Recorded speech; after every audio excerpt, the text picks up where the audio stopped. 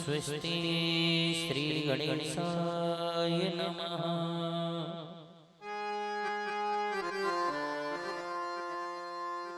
श्री युगल चरण कमलेभ्यो नमः।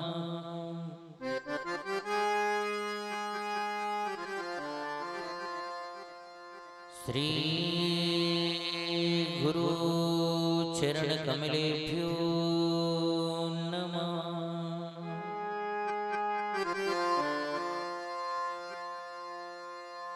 ध्येयं सदा परिभवग्नमविष्टतोऽहम्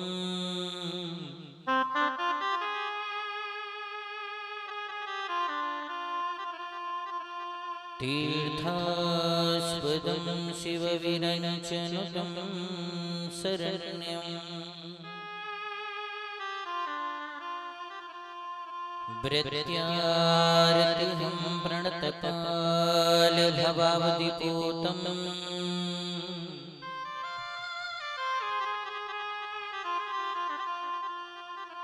वन्दे महापुरुषते चरणारविन्दम्।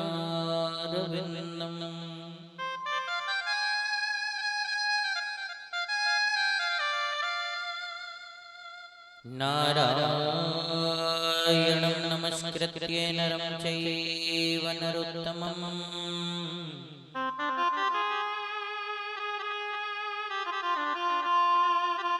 देवीं सरस्वतीं व्यासं ततो जयमुदीरये।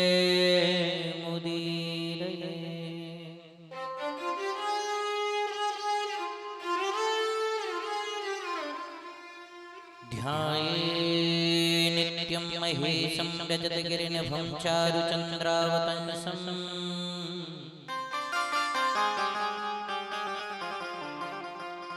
रत्नाकल्पोज्ज्वलंगं परशुमृगवराभीतिहस्तं प्रसन्नम्।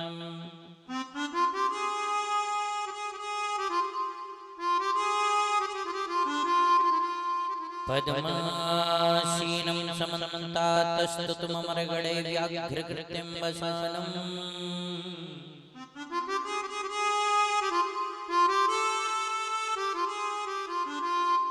विश्वान्धं विश्वबन्धं निखिलवयहरणं पञ्चवक्त्रं त्रिनेत्रम्।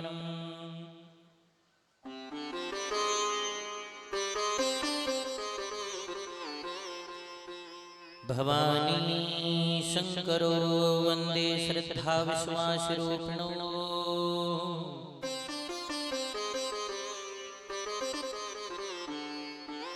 याभ्यां विना न पश्यन्ते सिद्धासुतमेश्वर। पद्मपत्र विशालाक्षी पद्मकेसरगन्धिनी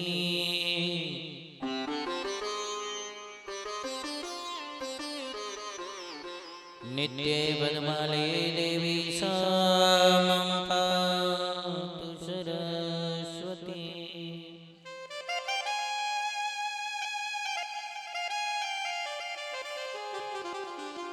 व्यासाय विष्णुरूपाय व्यासरूपाय विष्णवे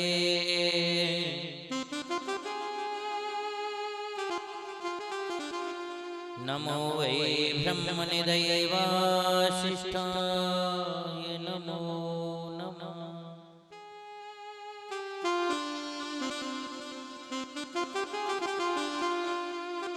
भक्ति भक्त भगवंत गुरु चतुर्नाम बपुए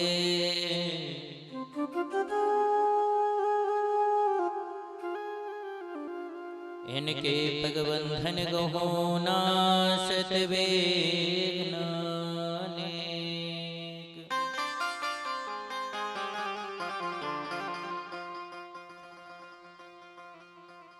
बोलिए भक्तवत्सल भगवान की जय हो। गौरी शंकर भगवान की जय हो। सियावर रामचंद्र भगवान की जय हो। हनुमान जी महाराज की जय हो। श्री शिव महापुराण की जय हो। संत भगवान की जय हो। बस्ती माता की जय हो। जय जय श्री राधे। जय जय श्री राधे। जय जय श्री राधे।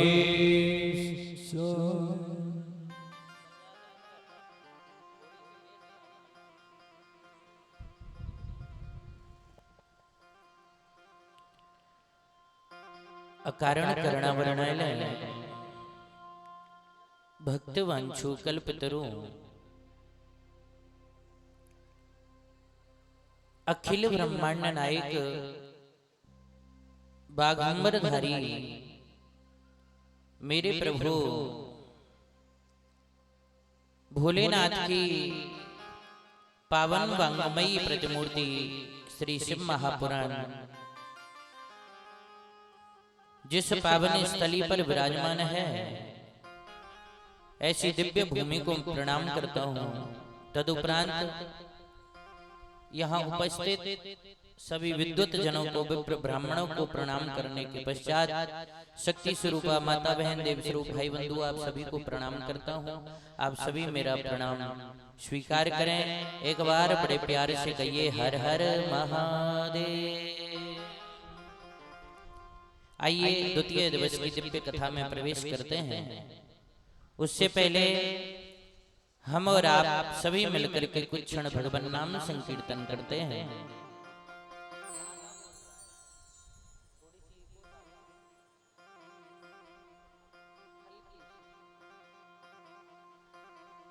आइए सभी मिलकर के प्रभु का गुणगान करते हैं, भोलेनाथ का।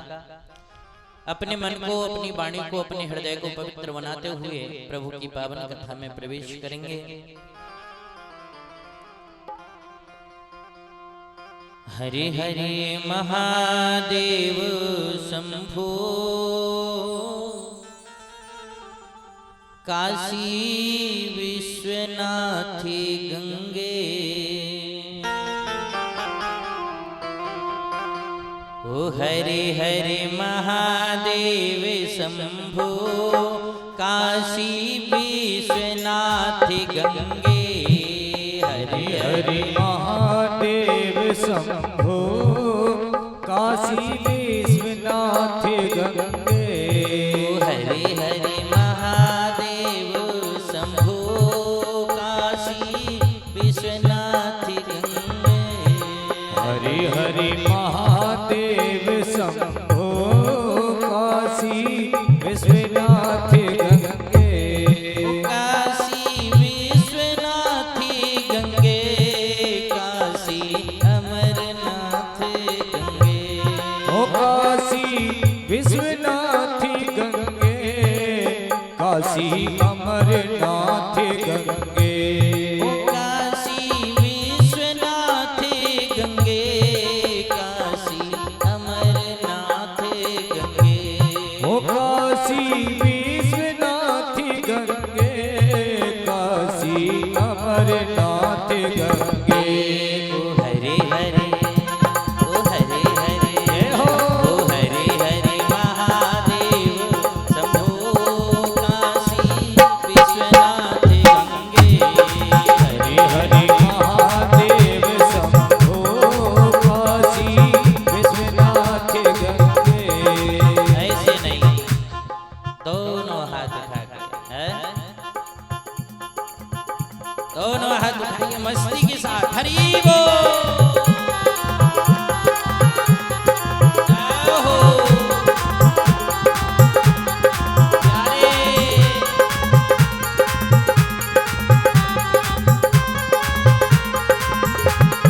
राधे।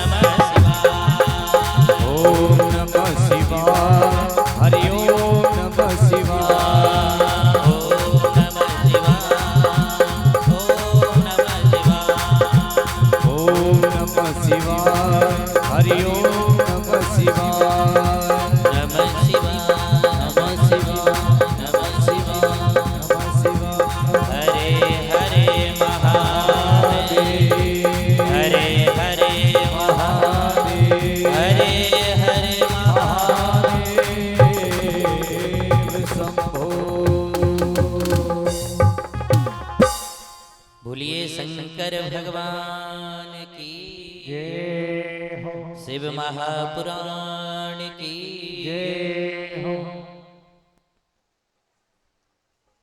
बड़ी सुंदर कथा।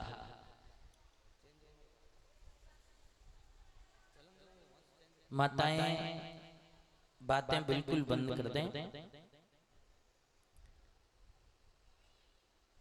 ऐसी सुंदर कथा, अद्भुत और अलौकिक कथा, वास्तविकता तो यह है, ऐसा अद्भुत। नारद जी पहुंचे और गणेश जी को जब नारद जी ने देखा तो नारद जी बोले, अरे गणेश जी, आप द्वारका में सब लोग गए बारात में और आप यहाँ। गणेश जी महाराज धीरे से बोले, अरे क्या है नारद जी, भगवान द्वारकाधीश के दुश्मन बहुत ज्यादा हो गए ना, इसलिए मुझे यहीं रहना पड़ेगा, क्योंकि मैंने सब देवता भेज दिए बारात में। अब द्वारका की रक्षा के लिए केवल मैं यहाँ रुका हुआ हूँ। नारद जी बोले, आपको कहा किसने? बोले देवताओं ने कहा। बोले या तो गणेश जी आप रुको या फिर हमें रुकने दो। नारद जी बोले, अरे गणेश जी महाराज, आप बहुत भोले हो, आप जानते नहीं हो देवताओं की मानसिकता बड़ी विचित्र है। अरे वो आपके स्वरूप को देख करके आपको बारात में लेकर के नहीं गए हैं, क्योंकि आपका मोटा पेट है और हाथी जैसा आपकी सूंड मुख है, इसलिए देवताओं ने सोचा कुंदनपुर की सखियां हमें व्यंग कसेंगी, इसलिए हम गणेश जी को यहीं छोड़ करके चलेंगे। नारद जी ने जब कहा, गणेश जी बोले, अच्छा देवताओं ने ऐसा किया? बोले हाँ ऐसा ही किया है। गणेश जी ने अपनी सेना को याद किया। अब गणेश जी की सेना तो आप जानते ही हो, यदि एक सैनिक भी घर में घुस जाए ना, तहलका मचा देता है। और पता तब लगता है जब भैया आलवारी खोली जाती है, जब पता लगता है कि गणेश जी की सेना ने क्या क्या गजब कर दिया है घर में। हाँ, जब तक वो सेना निकल न जावे तब तक चैन नहीं पड़ता है। वास्तविकता यही है, गणेश जी ने अपनी सेना भेज दी और सेना जब गई तो प्यारे सेना ने क्या किया कि पृथ्वी को नीचे से खोद दिया। अब ऊपर से तो समतल है लेकिन नीचे से बिल्कुल खाली है। अब देवता जा रहे बारात में बढ़िया मस्ती के साथ में, लेकिन जब सैनिकों ने अपना काम कर दिया, जब बारात आगे चली तो जो भी देवता थोड़ा सा आगे बढ़े वो एकदम से गिर जावे, जो चले वो एकदम से गिर जावे। देवता तुरंत समझ गए, बढ़िया मेकअप करके आए हैं, लेकिन जब गिरे पड़े सब मेकअप उनका खराब हो गया। दौड़े दौड़े गणेश जी के पास आए, अरे गणेश जी महाराज हमें क्षमा कर दो। गणेश जी बोले, अच्छा तुम लोगों की ये स्थिति है, ऐसी मानसिकता है तुम लोगों की कि भैया हमें तुम यहाँ छोड़ के जा रहे हो। अरे हमें इतना भी नहीं खाते भैया जो तुम्हारे लिए न छोड़े, हमें भी अपने साथ ले चलते, तुम्हारा क्या बिगड़ जाता।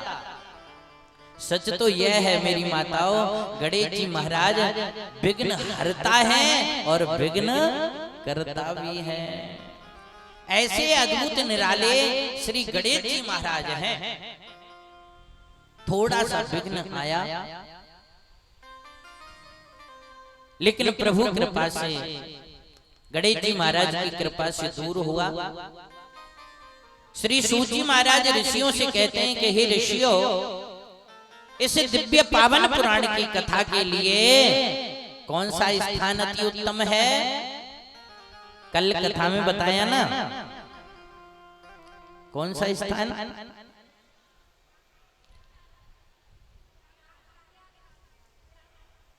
प्रयागराज है। सभी तीर्थों का राजा है प्रयागराज। और प्रयागराज ऐसे समझो सज्जनों, यदि भगवान से मिलना है ना तो प्रयाग नशे नहीं है। प्रयाग क्या है? नशे। नशे नहीं समझते हो? सीढ़ी। यदि भगवान से मिलना है तो भैया प्रयाग रूपी सीढ़ी से ही चल करके आप भगवान को प्राप्त कर सकते हो। ऐसे मेरे भोलेनाथ की अद्भुत कथा प्रयागराज में आरंभ हुई। ऋषियों ने श्री सूत जी महाराज से बड़ा सुंदर प्रश्न किया है। हाथ जोड़ करके करवत प्रार्थना करते हैं और कहने लगे कि हे गुरुदेव, धर्म क्षेत्रे महाक्षेत्रे गंगा कालिंदी संगमे प्रयागे परमे पुण्ये ब्रह्मलोकस्य वर्तमनि।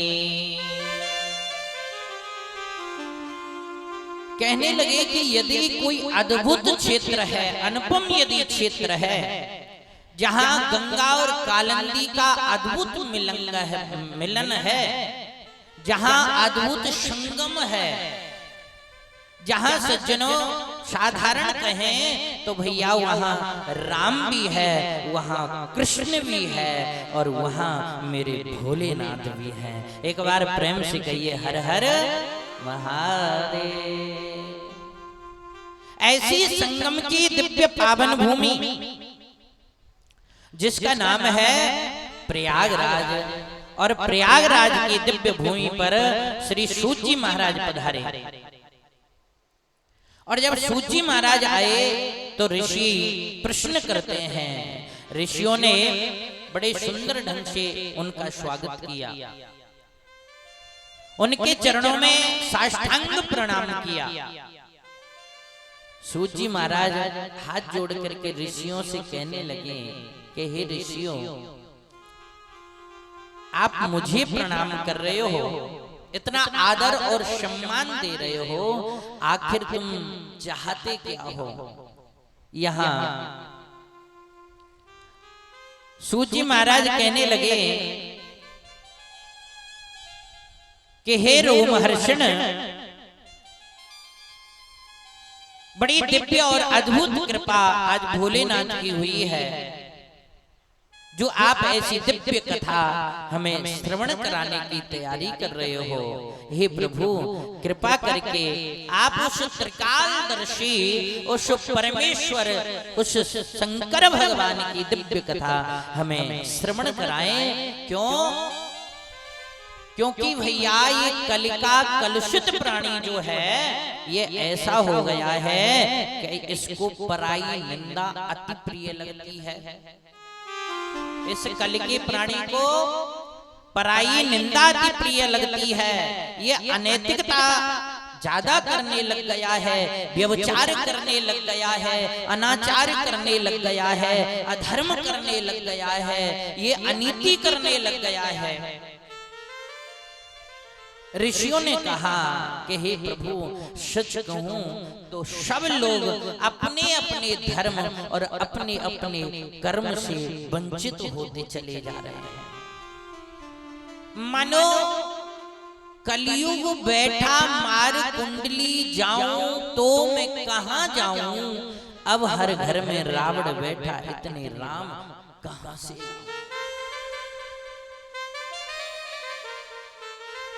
ऋषियों ने कहा महाराज, ये कलिका प्राणी ब्राह्मण अपने धर्म से विमुख हो गया है, अपने कर्म से विमुख हो गया है। क्षत्रिय अपने धर्म कर्म से विमुख हो गया, क्षत्रियों ने अपना धर्म छोड़ दिया, ब्राह्मणों ने अपना धर्म छोड़ दिया, वैश्य ने अपना धर्म छोड़ दिया, शूद्र ने अपना धर्म छोड़ दिया। सब अपने अपने धर्म को छोड़ करके और भैया उदम्भरणो जीवा राका कूट भाषणा असत्य भाषण करने लगे हैं, व्यभिचार करने लगे हैं। हे प्रभु, ऐसा लगता है जैसे सब लोलुप हो गए हैं, कामी हो गए हैं। हे प्रभु, वैसे हैं तो ब्राह्मण, क्षत्रिय, वैश्य और शूद्र भगवान के यंत्र, जैसा कि हमारे वेदों में कहा है, ब्रह्मणोष्य मुखमासीद बाहुराजन्यकृता उरूत दस्य यद्वैश्य पदभ्यागम शूद्रो अजायता। सब भगवान के ही अंश हैं, परंतु सब अपने अपने धर्म से विमुख हो गए हैं।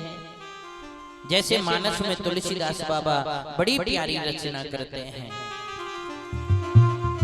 विप्र निरक्षरे लोलुप कामी, विप्र निरक्षरे लोलुप कामी, निराचारे षट ब्रसली स्वामी, निराचारे षट ब्रसली स्वामी।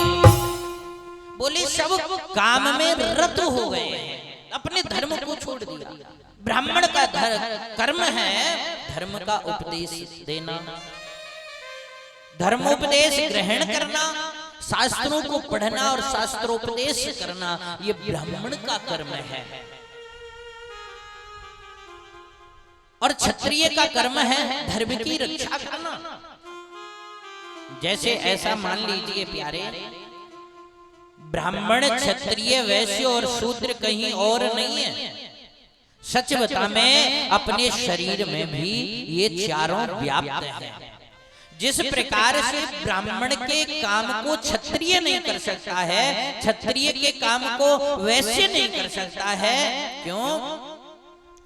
क्योंकि शास्त्र कहता है ब्रह्मणोष्य मुखमासीद। ब्राह्मण की उत्पत्ति ब्रह्मा जी के मुख से हुई है और क्षत्रिय की उत्पत्ति भगवान की भुजाओं से हुई है। अब जिस काम को मुख करता है, क्या भुजा कर सकती हैं? भाई, जिस काम को हमारा मुंह करता है, क्या हमारी भुजा कर सकती है उस काम को?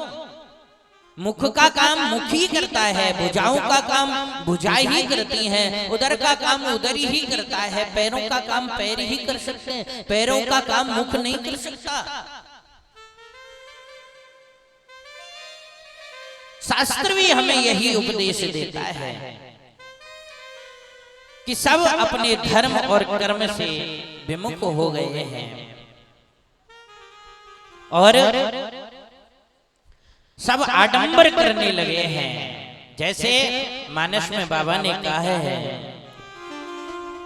शूद्रे द्विजने उपदेश ही ज्ञाना, शूद्रे द्विजने उपदेश ही ज्ञाना, मेले जनेऊ ले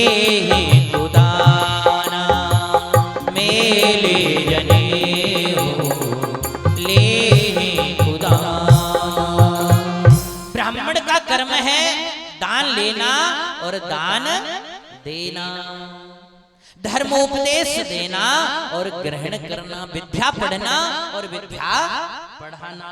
लेकिन भैया आजकल की स्थिति बड़ी विचित्र हो गई है। आजकल इस कलिकाल में सब अपने अपने धर्म से विमुख हो गए हैं और सब चिंतित सिर पकड़ के बैठे हैं, हम बहुत दुखी हैं। हर प्राणी सिर पकड़ के बैठा है कि हम बहुत दुखी हैं, हम बहुत परेशान हैं। लेकिन प्यारे, व्यक्ति भूल जाता है, सब कहते हैं उसने हमें दुख दे दिया, पड़ोसी ने हमारे साथ ऐसा कर दिया, परिवार वालों ने ऐसा कर दिया, उसने हमारे साथ ऐसा कर दिया। लेकिन सच बता, मैं कोई किसी के साथ कुछ नहीं कर सकता है। हम अपने कर्मों का भोग भोगते हैं। अब बोया पेड़ बबूल का तो आम कहां से हो, है? जैसे बाबा कहते हैं को न काऊ सुखी दुखी करे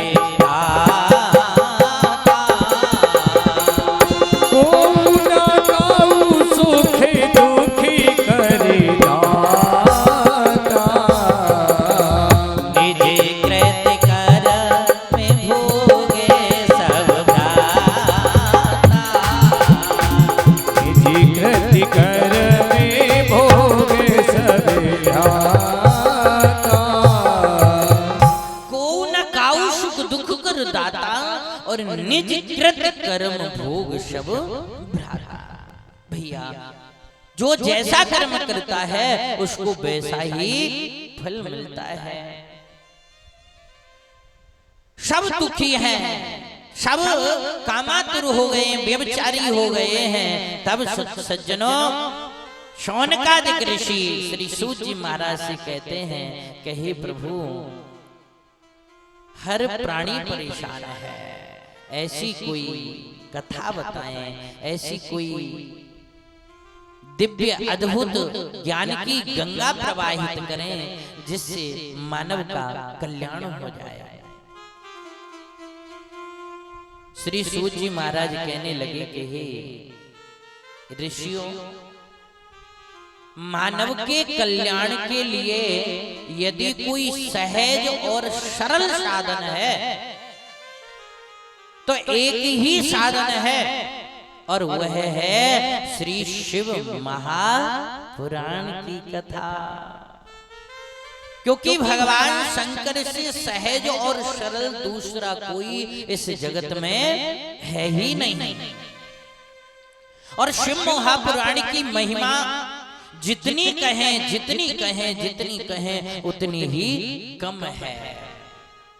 ये ऐसा महापुराण है प्यारे, जैसा हम कल कथा में श्रवण कर रहे थे कि चंचुला अपने पतिव्रत धर्म को भूल करके विषयरत हो जाती है। उसका पति कामातुर हो करके विषयरत हो करके और प्यारे वो ऐसी अद्भुत योनि में जाकर के कष्ट पाता है, लेकिन वहां भी उसे ये शिव महापुराण की कथा प्राप्त हो गई तो वो भगवान शंकर के पावन चरणों को प्राप्त कर लेता है। एक बार जोर से कहिए हर हर महादेव।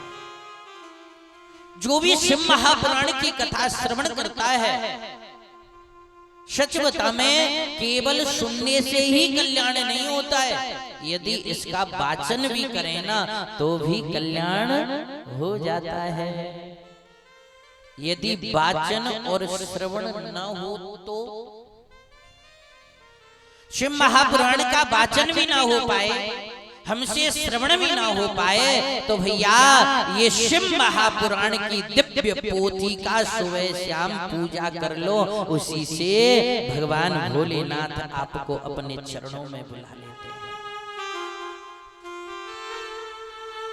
अच्छा, इन तीनों में से भी कोई काम ना हो तो न शिव महापुराण की पोथी का पूजन आप कर पाओ, न इसे श्रवण कर पाओ, न इसे वाचन कर पाओ तो भैया यदि कहीं शिव महापुराण की कथा हो रही है और आपको किसी के माध्यम से पता लग जाए कि भैया शिव महापुराण की कथा हो रही है और आप नहीं जा सकते हो, यदि उसे सुन करके भी आप प्रसन्न हो गए तो भी समझ लेना भगवान भोले नाथ की कृपा आपके ऊपर हो जाएगी, केवल प्रसन्नता से। क्योंकि भगवान भोलेनाथ हमको और आपको यही उपदेश देते हैं कि अहर्निश मुस्कुराओ, हमेशा प्रसन्न रहो, चाहे दुख हो चाहे सुख हो। सुख में फूलो मती, सुख में फूलो मती और दुख में भूलो मती, प्राण जाए मगर नाम भूलो मती। एक बार जोर से कह दो हर हर। किसी भी स्थिति परिस्थिति में रहो, हमेशा भोलेनाथ के चरणों में अपनी अरदास, अपनी प्रार्थना व्यक्ति को लगाते रहना चाहिए, चाहे वो कहीं भी रहे, किसी भी अवस्था स्थिति में रहे। और इस दिव्य पावन पुराण में कल बताया ना, इसमें 24,000 श्लोक हैं और 24,000 श्लोकों का ये पावन दिव्य पुराण है। और इसमें 7 संहिताएं हैं और 7 संहिताएं जो हैं, इन 7 संहिताओं का जो भक्ति भाव से पढ़ता है, पूजन करता है, श्रवण करता है, मनन करता है, चिंतन करता है, भगवान भोलेनाथ के चरणों में वो नित्य निवास करने का अधिकारी हो जाता है। अब देखो, बिंदु ऐसी योनि में पड़ा हुआ एक जगह बैठ नहीं सकता, एक जगह टिक नहीं सकता, एक जगह रुक नहीं सकता। भगवान की कथा को एक जगह बैठ करके वो श्रवण नहीं कर सकता। परंतु सज्जनों, फिर भी माता ने ऐसी कृपा की कि भैया तुम्बरू नाम के संत को भेज करके दौड़ दौड़ के कथा सुनाई। अब सुनिए, और जितने भी शास्त्रों की कथाएं भैया उनको बैठ करके सुना जाता है और उनको बैठ करके पढ़ा जाता है। लेकिन शिव महापुराण की कथा तो ऐसी है भैया, याकू चलते फिरते खाते पीते नहाते धोते सोते उठते बैठते किसी भी स्थिति में व्यक्ति सुन ले तो भी वो भव से पार हो जाता है। बिंदुक ने, अब बिंदुक तो भैया ऐसी अद्भुत योनि में पड़ा हुआ जो भटक रहा था, इधर से वायु का वेग आए इधर चला जाए, इधर से वेग आए इधर चला जाए। परंतु तुम्बरू नाम के संत माने भेजे और उनको दौड़ दौड़ करके कथा सुनाई, क्योंकि उनका जो मुख है ना वो घोड़े का है और घोड़ा कितनी तीव्र गति से दौड़ता है, ठीक उतनी ही तीव्र गति से दौड़ करके तुम्बरू ने, और जब ये शिव महापुराण की कथा सुनाई तो उन्हें शिवलोक सहज में ही प्राप्त हो गया। मेरी माताओं बाबाओं, संसार में अपने गृहस्थ में आप कितने भी व्यस्त रहो, वैसे तो हमारे भैया बता रहे थे कि जो भी कोई नित्य पूजन करता है उसके लिए यहाँ से मेरे प्रभु का पावन विग्रह और शिव महापुराण भेंट की जाती है। कल आप देख रहे थे ना, किताब दे रहे थे, वो शिव महापुराण की थी। तो जिस घर में भी जाए मैं निवेदन करूंगा कि उसे भैया केवल आप रख मत देना, हाँ कहीं ऐसी जगह पर रख दो कि वहां से मिली है कथा में से, हमारे तो कोई काम की नहीं है। प्राय हम ऐसा सुनते हैं, लोग हमसे कहते हैं महाराज वहां से ये किताब मिली, पुस्तक मिली महाराज, हमारे तो कोई काम की है नहीं है? इसीलिए हम दुखी हैं। क्यों? क्योंकि हम उसके महत्व को, उसकी महिमा को नहीं जानते हैं, हमने उसको पढ़ा नहीं है। सज्जनों, जब भोलेनाथ की आप इस पावन शिव महापुराण को पढ़ोगे ना तो इसमें शंकर भगवान ऐसे दिव्य और दयालु कृपालु हैं प्यारे। एक बार क्या हुआ, भगवान नारायण शेष सैया पर क्षीर सागर में लेटे हुए हैं और लक्ष्मी जी चरण सेवा कर रही हैं। तभी ब्रह्मा जी का आगमन हो गया। ब्रह्मा जी आ गए और ब्रह्मा जी जैसे ही आए तो आते ही कहने लगे कि हे विष्णु, तुम बड़े अभिमानी हो गए हो, मेरे आने के बाद तुमने मेरा स्वागत नहीं किया, सत्कार नहीं किया, सम्मान नहीं किया। अरे तुमको खड़े होकर के मेरा स्वागत सत्कार करना चाहिए, तुम मेरे आने के बाद भी लेटे हुए हो, पड़े हुए हो। अरे तुमको पता है, तुमको मैंने ही प्रकट किया है। भगवान नारायण बोले कि हे ब्रह्मा जी, तुम मेरे बालक हो, तुम मेरे बच्चे हो। अरे तुमने मुझे प्रकट नहीं किया, मैंने तुम्हें प्रकट किया है। अब भगवान नारायण तो कहें ब्रह्मा जी से कि तुम मेरे बेटे हो, और ब्रह्मा जी नारायण से कहें कि तुम मेरे बेटे हो। ये तो ऐसा समझो जैसे माता और पिता। माता कहे मैं बड़ी हूं क्योंकि मैंने बालक को जन्म दिया है, और पिता कहे कि मैं बड़ा हूं क्योंकि मैं पालन पोषण करता हूं। अब आप स्वयं ही सोच लीजिए कौन बड़ा है, माँ बड़ी है या पिता है? भगवान नारायण में और ब्रह्मा जी में भी ऐसा ही संवाद छिड़ गया।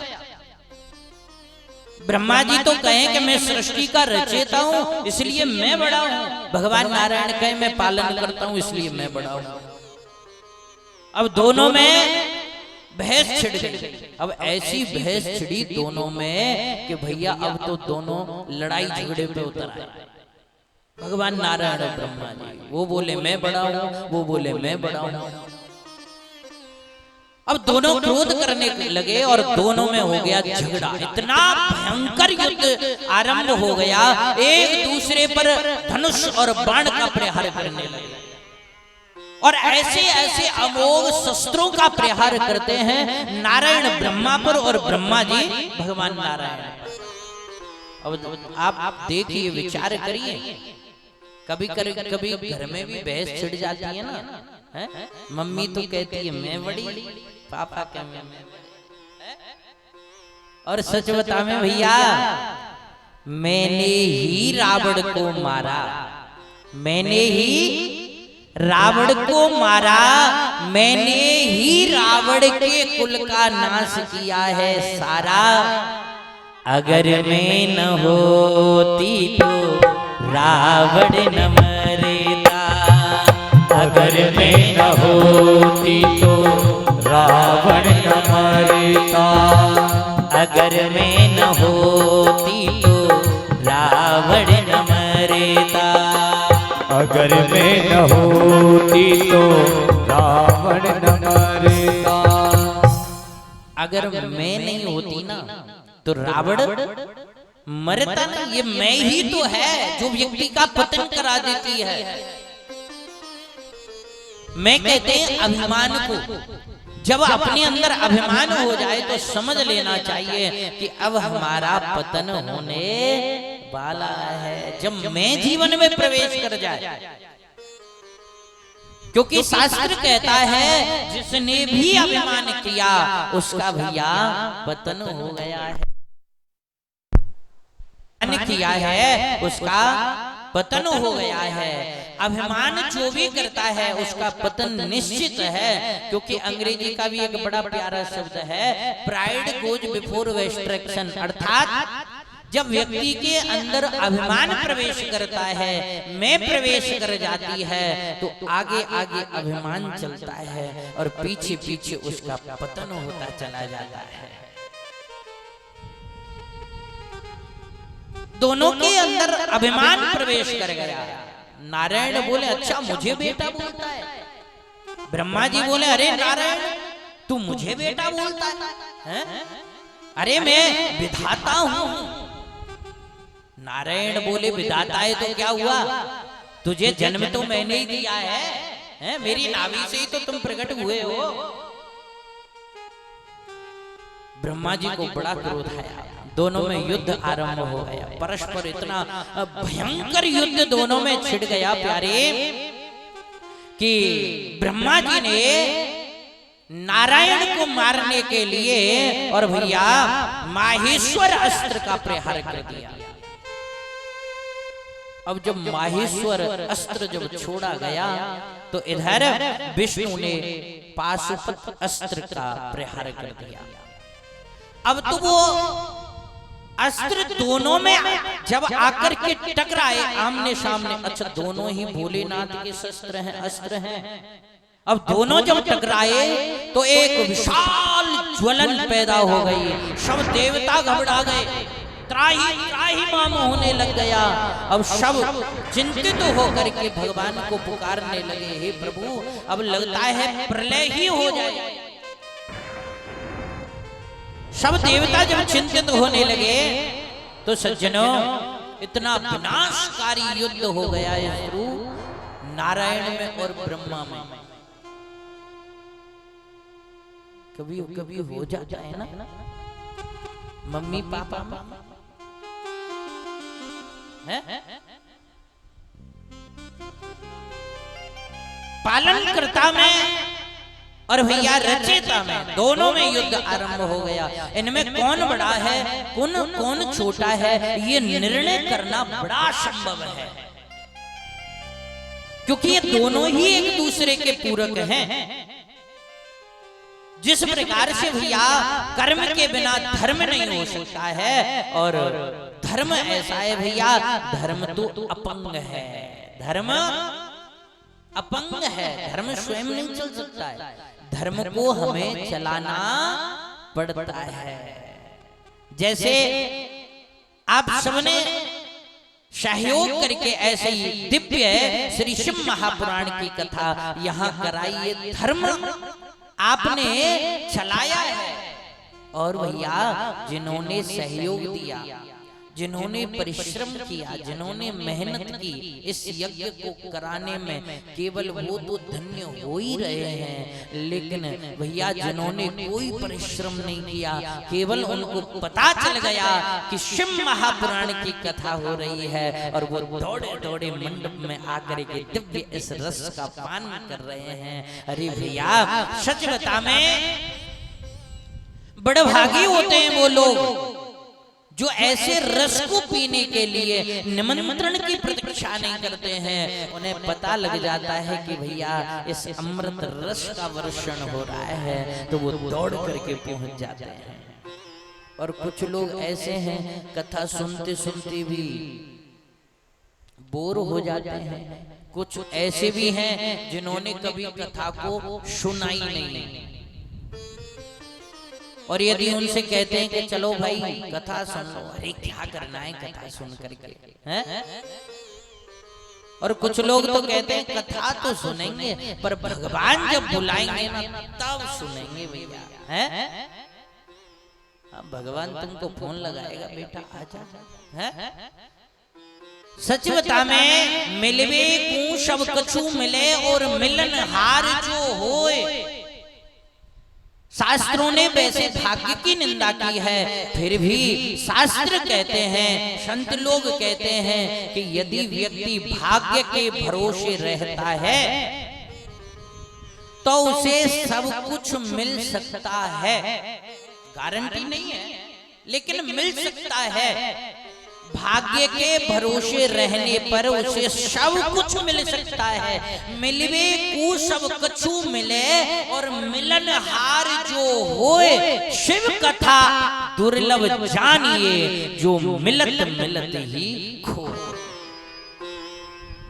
ये भगवान भोलेनाथ की कथा ऐसी है कि ये प्राप्त होते होते भी हाथों से निकल जाती है, छूट जाती है, ये प्राप्त नहीं होती है। ये ऐसी कथा है प्यारे। जब बड़ा भयंकर युद्ध छिड़ा तो सज्जनों मेरे प्रभु भोलेनाथ कि जब प्रार्थना करते हैं समस्त देवता तो भगवान भोलेनाथ छुप करके उस युद्ध का दर्शन कर रहे हैं। मेरे प्रभु भोलेनाथ जिन्हें मृत्युंजय कहकर के संबोधित किया जाता है, और किसी देवता को मृत्युंजय कहकर के संबोधित नहीं किया जा सकता है। भगवान भोलेनाथ मृत्युंजय देव हैं, छुप करके युद्ध देख रहे हैं। दोनों में बड़ा भयंकर युद्ध छिड़ा है। भोलेनाथ ने देखा भैया बीच में जाना ठीक नहीं, क्योंकि अब तो ये अंधे हो गए, इनको कुछ दिख नहीं रहा है, तभी भगवान भोलेनाथ ने एक स्तंभ के समान महाभयंकर आकृति का, जो दोनों के बीच में ऐसी दिव्य आकृति को प्रकट कर दिया, जिसका विशाल और दिव्य अद्भुत प्रकाश है। दोनों के बीच में ऐसा अद्भुत स्तंभ जब प्रकट हुआ तो दोनों उसको देखने में लग गए। ऐसा अद्भुत और दिव्य प्रकाश हो रहा है। उस स्तंभ से अति दुर्गम और दुर्लभ किरणें प्रकट हो रही हैं।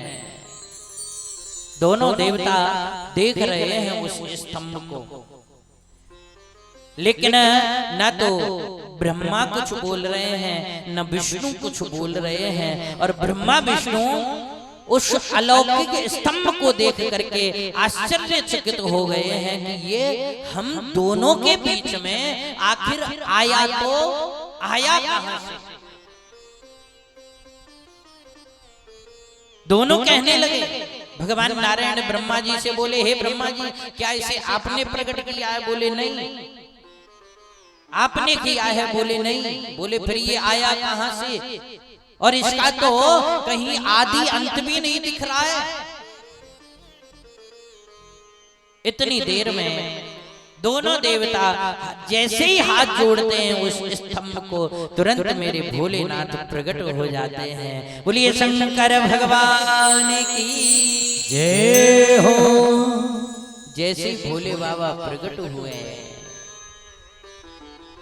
भगवान नारायण और जगत पिता दोनों प्रसन्न हो गए और दोनों बोले कि महाराज, हे प्रभु भोलेनाथ, आज हमारा आप ही हमारी लड़ाई को शांत कर सकते हो। महाराज कृपा करके ये बताइए कि हम दोनों में से बड़ा कौन है? भगवान शंकर कहने लगे कि भैया, जो इस स्तंभ का अंत लेकर के आ जाएगा वही सबसे बड़ा है।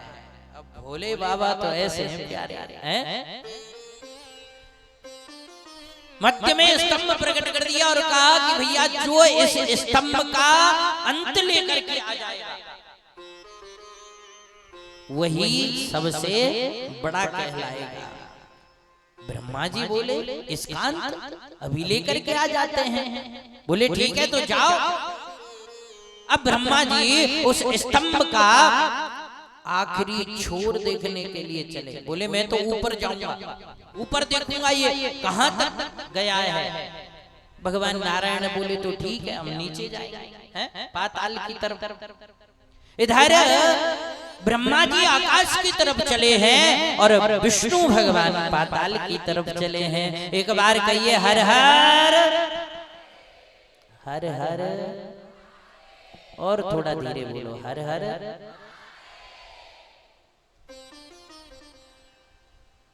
जगत पिता आकाश मंडल की तरफ उस स्तंभ की तरफ चले हैं और चलते चलते चलते चलते महाराज ब्रह्मा जी थक गए, लेकिन उसका अंत नहीं मिला।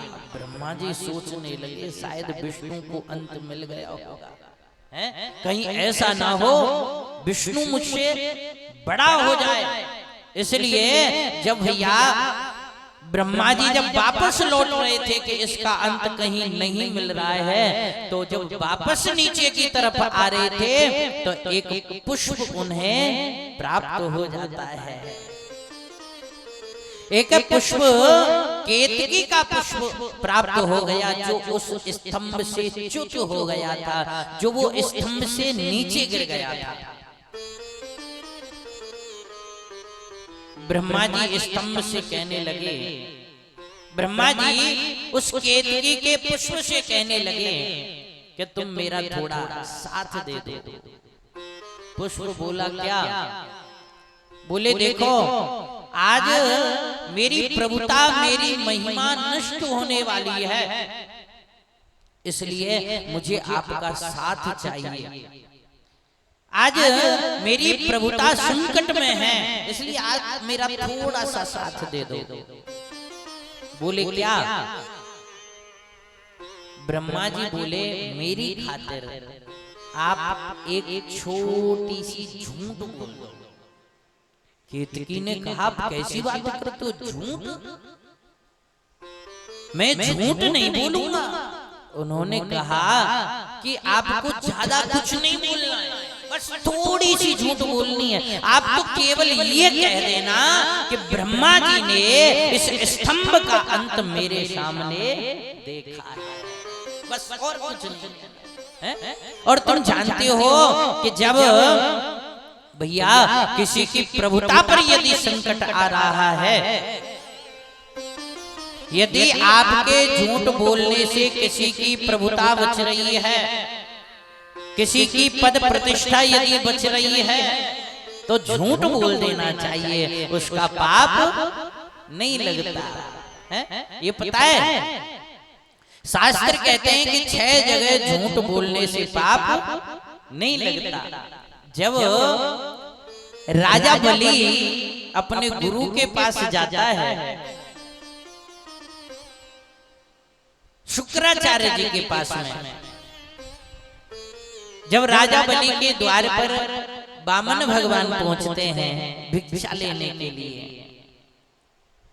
राजा बलि ने वचन दे दिया वामन भगवान को कि प्रभु आप मेरे प्राण भी लोगे तो मैं आपको अपने प्राण भी न्योछावर कर दूंगा।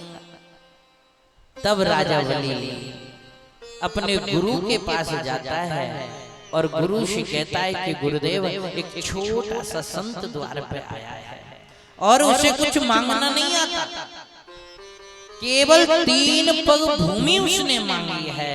हे गुरुदेव यदि आप कृपा करो तो चल के संकल्प करा दो। और शुक्राचार्य जी तो बड़े होशियार हैं, दैत्यों के गुरु हैं, दैत्यों का मार्गदर्शन करने वाले हैं। बोले अरे बलि तू नहीं जानता उसे, मैं अच्छी तरह जानता हूँ, वो छलिया नारायण है, उसे तुम अपना सर्वस्व लुटा दो लेकिन भूमि का दान भूल करके भी मत देना। राजा बलि बोला गुरुदेव मैं तो वचन दे करके आया हूँ। बोले तुम नहीं जानते हो, 6 जगह झूठ बोलने से कोई पाप नहीं लगता है।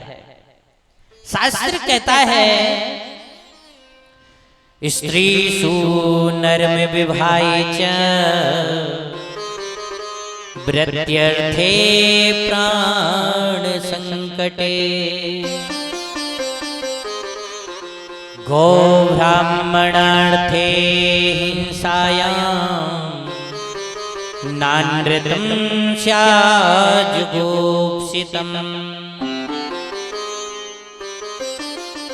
देखो कितनी अच्छी बात कही है, स्त्रीषु यानी भैया कोई गोपनीय बात माताओं से यदि छुपानी पड़े, गोपनीय बात, तो भैया उसे छुपाई लेनी चाहिए।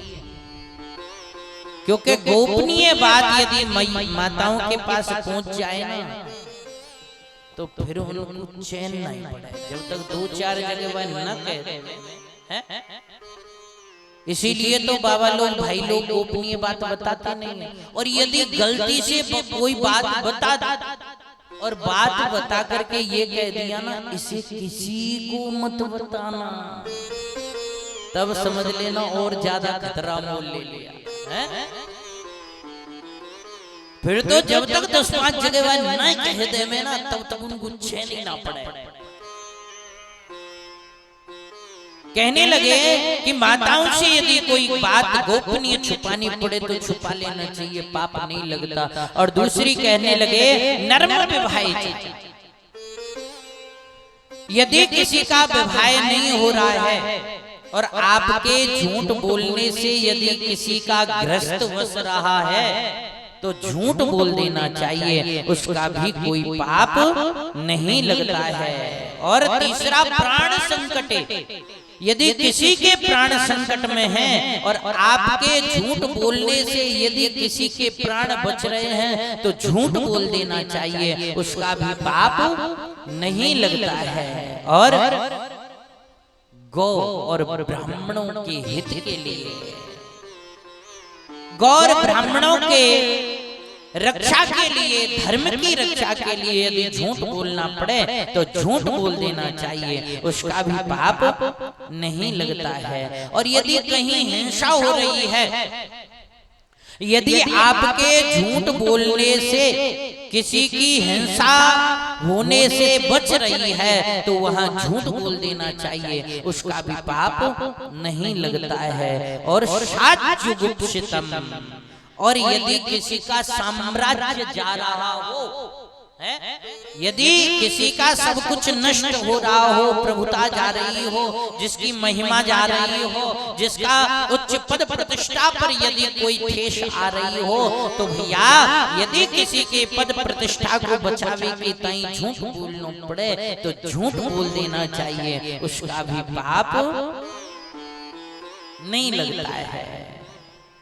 ब्रह्मा जी कहने लगे कि 6 जगह झूठ बोलने से पाप नहीं लगता है।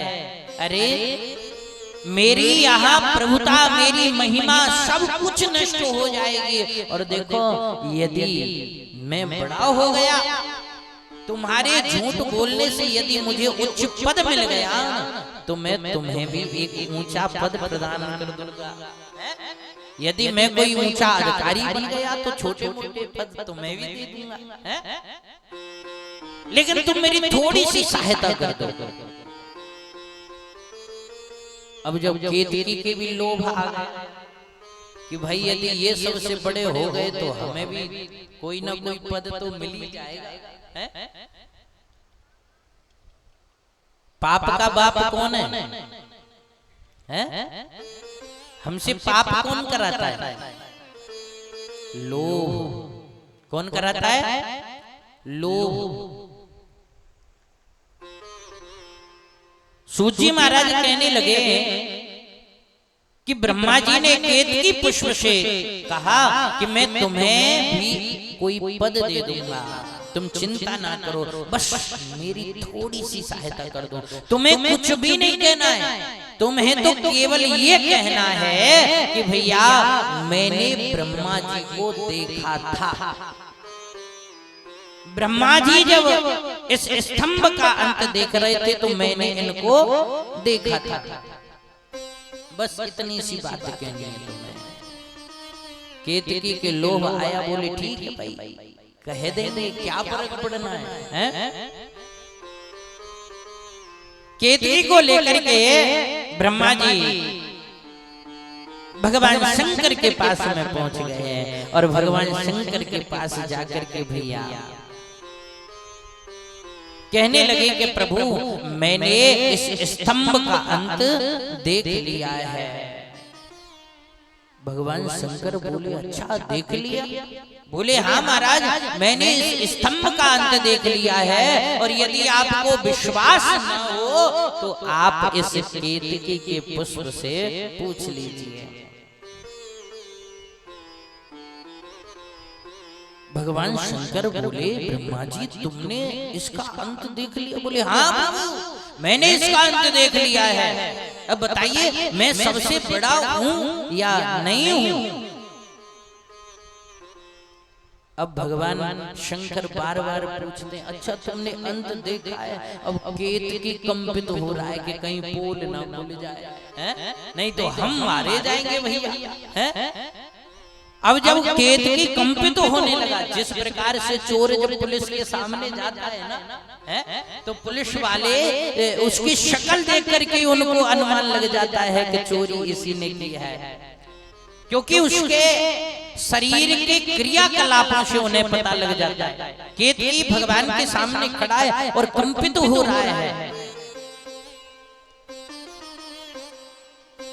भगवान शंकर पूछने लगे अरे केतकी तुमने ब्रह्मा जी को देखा है? लेकिन केतकी धीरे से बोला, नीचे सिर कर लिया और धीरे से बोला हाँ देखा है।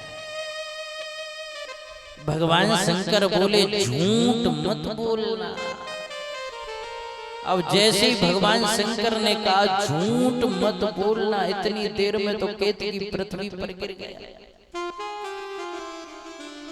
जैसे कहते हैं ना हम लोग कि झूठ के पैर ज्यादा नहीं होते हैं, कब गिर जाए हैं कोई पता नहीं है। लेकिन सज्जनों का है ना, सांच बराबर तप नहीं और झूठ बराबर पाप है। जो सत्य पर चलता है, सन्मार्ग पर चलता है सज्जनों, वो हमेशा प्रसन्न रहता है। हाँ, सच कभी परास्त नहीं हो सकता है, सच विचलित हो सकता है लेकिन परास्त नहीं हो सकता। सत्य कभी हार नहीं सकता है क्योंकि वो सत्य है, और जो सत्य है वो कभी नष्ट होता ही नहीं। उसे हम कैसे कह सकते हैं? सत्य तो सत्य ही होता है प्यारे। अब जब केतकी पृथ्वी पर गिर गया सज्जनों, भगवान शंकर ने पूछा, केतकी इतना सुंदर पुष्प सुगंध युक्त है, इतनी महकता, इतनी खुशबू उसके अंदर से प्रकट होती, लेकिन सज्जनों जब उसने झूठ बोला तो भगवान शंकर को क्रोध आ गया और भगवान शंकर कहने लगे, अरे केतकी, तुमने मुझसे झूठ बोला है। इतनी देर में भगवान नारायण भी पाताल से वापस लौट रहे हैं, उन्हें अंत नहीं मिला।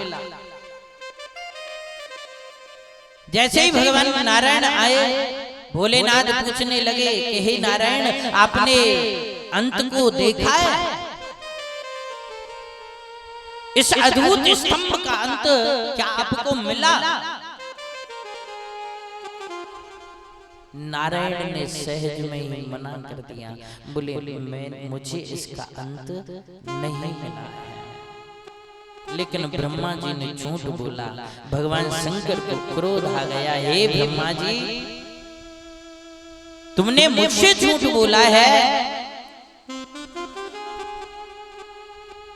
आज के बाद आप पूजा से वंचित हो जाओगे, तुम्हारी कहीं पूजा नहीं होगी, आपको देवताओं में सम्मिलित नहीं किया जाएगा। जिस प्रकार से और अनेक देवों की पूजा होती है, प्रतिष्ठा होती है, सेवा आराधना होती है, ऐसे तुम्हारी पूजा नहीं होगी। ब्रह्मा जी के नेत्र सजल हो गए, हाथ जोड़ करके बोले, प्रभु क्षमा कर दो। भोले बाबा कहने लगे कि हे ब्रह्मा जी, तुमने बहुत झूठ बोला है? मैं तुम्हें श्राप देता हूं कि जो तुमने झूठ बोला है ना, और झूठ बोल करके तुम उच्च पद पाना चाहते हो, प्रतिष्ठा पाना चाहते हो, सम्मान पाना चाहते हो, मैं तुम्हें श्राप देता हूं कि तुम्हारी कहीं प्रतिष्ठा नहीं होगी, कहीं तुम्हें इतना उच्च पद नहीं मिलेगा, भले ही तुम विधाता कहलाओ। लेकिन नारायण इतना सहज और सरल, जो पाताल जाने के बाद अंत नहीं मिला तो वापस आकर के इतनी सहजता और सरलता, इतनी सौम्यता से कह दिया कि मुझे इसका अंत नहीं मिला। तो मैं कहता हूं कि हे नारायण, तुम्हारी पूजा हर घर में होगी, और हे ब्रह्मा जी, तुम्हारी पूजा हर जगह नहीं होगी। ब्रह्मा जी विनय करते हैं, प्रार्थना करते हैं कि हे भोलेनाथ, मुझे क्षमा कर दो, मुझसे अपराध हो गया है, मुझसे गलती हो गई है प्रभु, मुझे क्षमा कर दो। बार बार क्षमा याचना मांग रहे हैं। तभी सज्जनों, बार बार जब भोलेनाथ से क्षमा याचना करने लगे तो भोलेनाथ को दया आ गई। भोलेनाथ बोले कि हे ब्रह्मा जी, वैसे इसमें तो मैं कोई परिवर्तन नहीं कर सकता, हर जगह तुम्हें स्थान प्राप्त नहीं होगा, परंतु मैं इतना कहता हूं, यज्ञ में आपका अद्भुत स्थान तुम्हें प्राप्त होगा।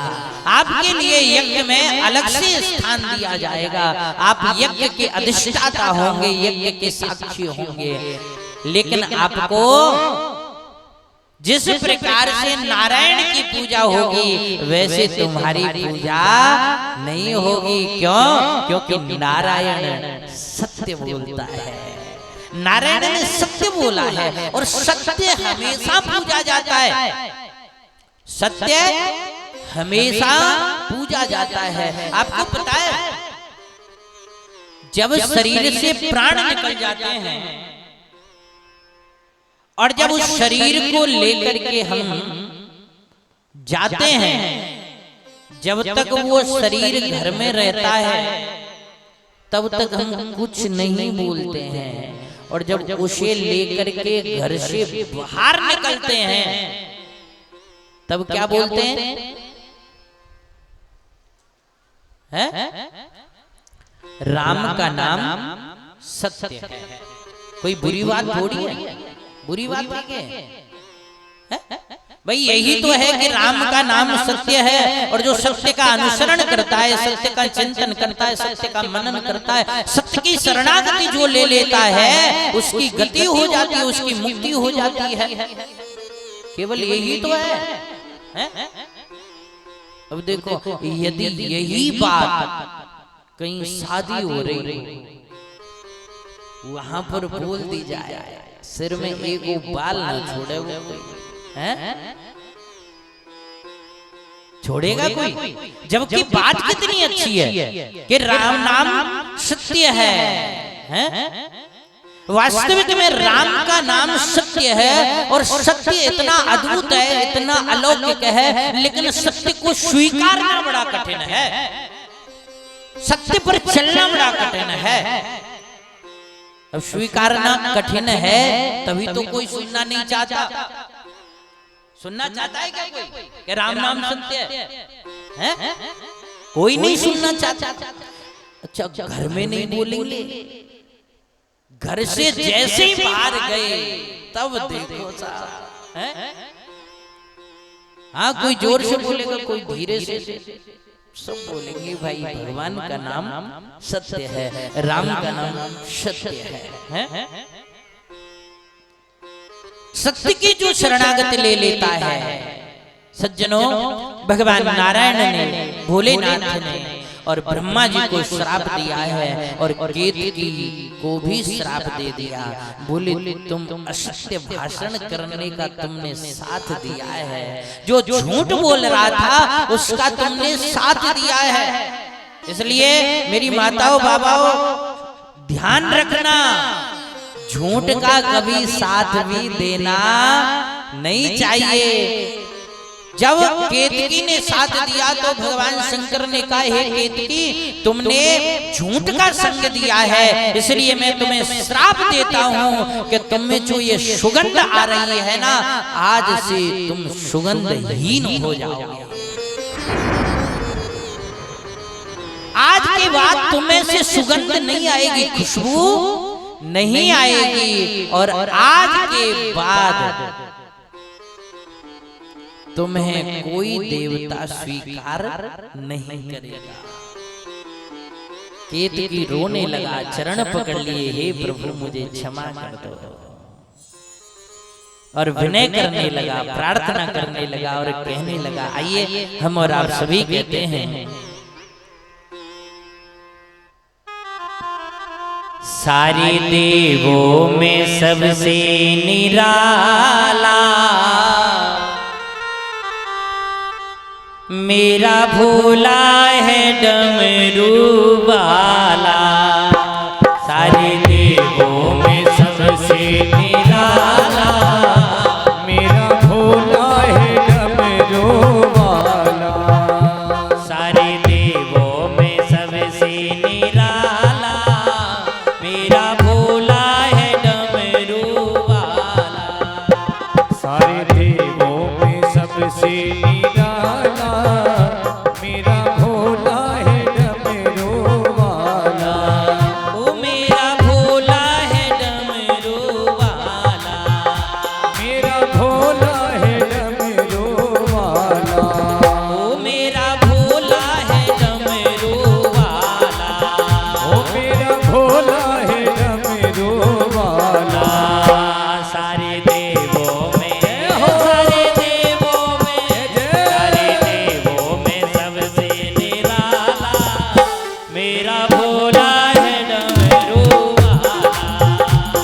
सारे देवों में सबसे निराला मेरा भोला है डमरू वाला। ऐसे नहीं, दोनों हाथ उठा के मस्ती के साथ ही वो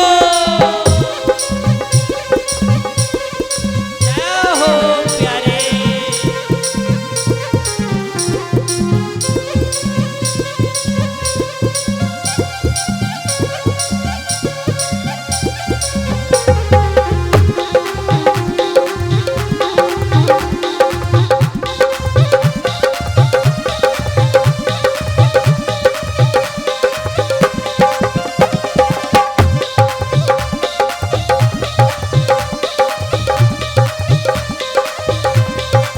बोलिए शंकर भगवान की।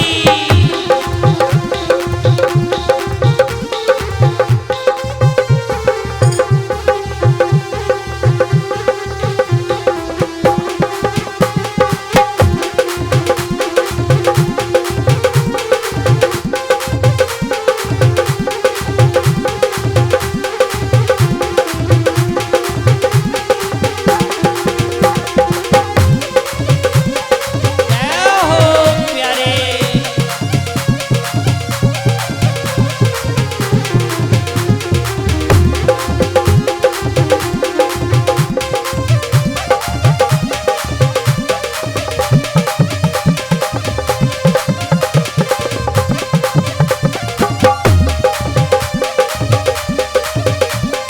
हरि बोल।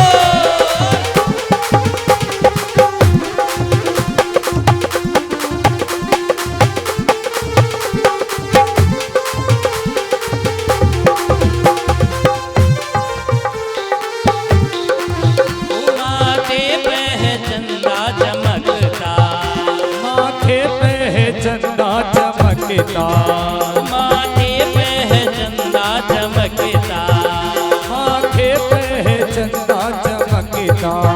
वही जटा से, वही जटा से, वही जटा से गंगा की धारा, मेरा भोला है डमरू वाला। सब देवों में देव निराला मेरा भोला है डमरू वाला। ओ मेरा भोला है डमरू वाला, मेरा भोला है डमरू वाला। ओ मेरा भोला है डमरू वाला। मेरा भोला है डमरू दोनों हाथ उठा के। ओ मेरा भोला है डमरू वाला। मेरा भोला है डमरू वाला। सारे देवों में, हो। सारे देवों में, हो। सारे देवों में सबसे निराला मेरा भोला है डमरू वाला। सारे देवों में देव निराला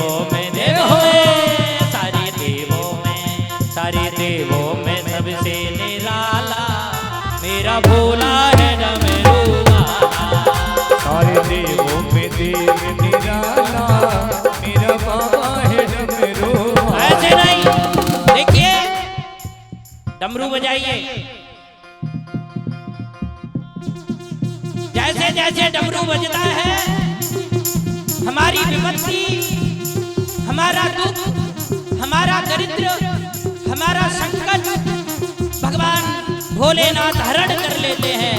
मस्ती के साथ हरि बोल।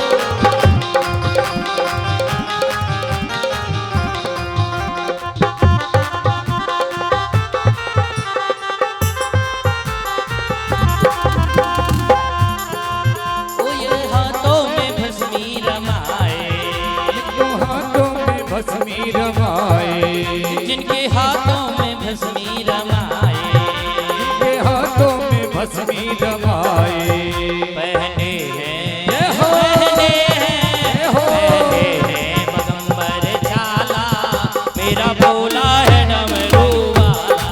वो सारे देवों में देव निराला, मेरा बाबा है डमरू वाला। ताली बजाते हुए एक बार जोर से कह दीजिए हरे हरे महा।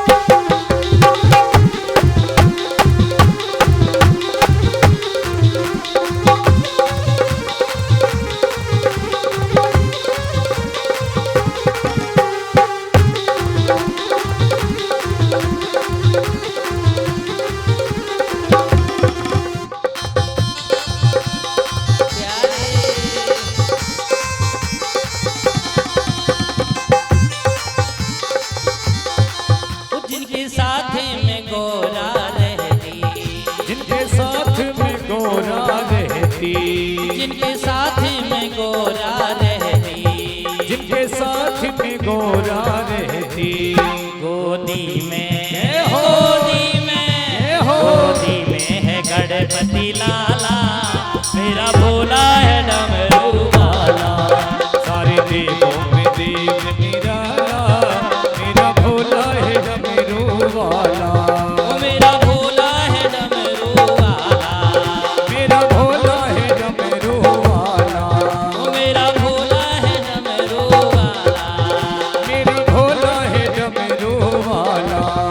सारे देवों में हो, सारे देवों में हो, सारे देवों में देव निराला, मेरा भोला है डमरू वाला। सारे देवों में देव निराला, मेरा भोला है डमरू वाला। बोले शंकर भगवान की जय हो। मस्ती के साथ जय हो।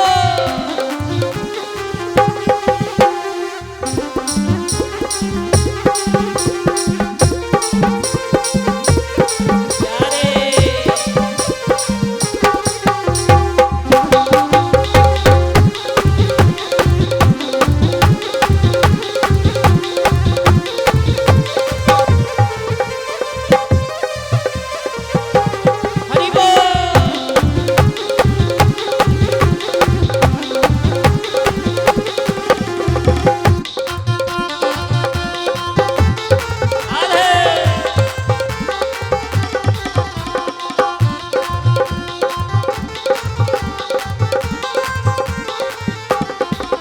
ये तो खाते हैं भांग धतूरा, ये तो खाते हैं भाग धतूरा, ये तो खाते हैं बेल धतूरा, ये तो खाते हैं बेल धतूरा। पीते हैं जय हो। पीते हैं जय हो। पीते हैं भांग का प्याला, मेरा भोला है डमरू वाला। सारे देवों में देव निराला, मेरा बाबा है डमरू वाला। मेरा बाबा है डमरू वाला, मेरा बाबा है डमरू सभी बोलिए। वाला। ओ मेरा भोला है डमरू वाला।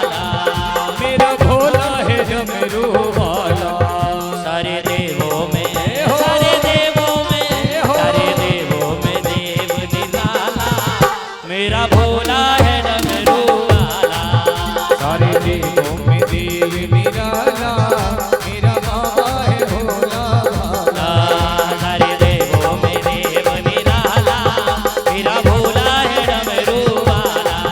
सारे देवों में देव निराला मेरा भोला है डमरू वाला। मेरा भोला है डमरू वाला। मेरा भोला है डमरू वाला। हरे हरे महादेव हरे हरे महादेव हरे हरे महादेव। बोलिए शिव महापुराण की जय हो।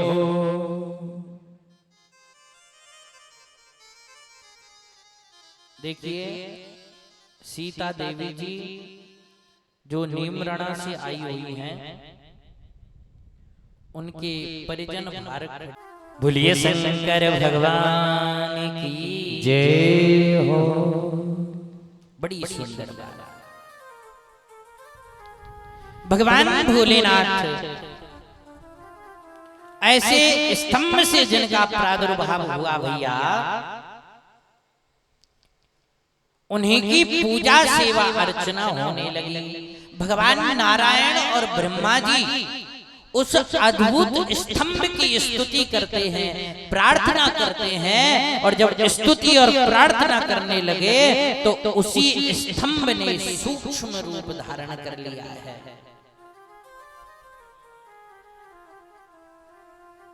जिसकी हम सेवा पूजा आराधना करते हैं, उसी ने सूक्ष्म रूप धारण कर लिया है। और सूक्ष्म रूप धारण करके और भोलेनाथ स्वयं ही पूजने लग गए हैं।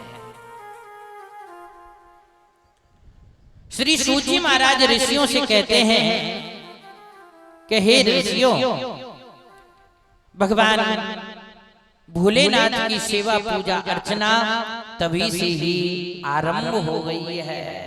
ये जिसकी हम पूजा करते हैं निराकार रूप में, जिन्हें हम शिवलिंग के नाम से जानते हैं भैया, ये यही स्तंभ है। भगवान नारायण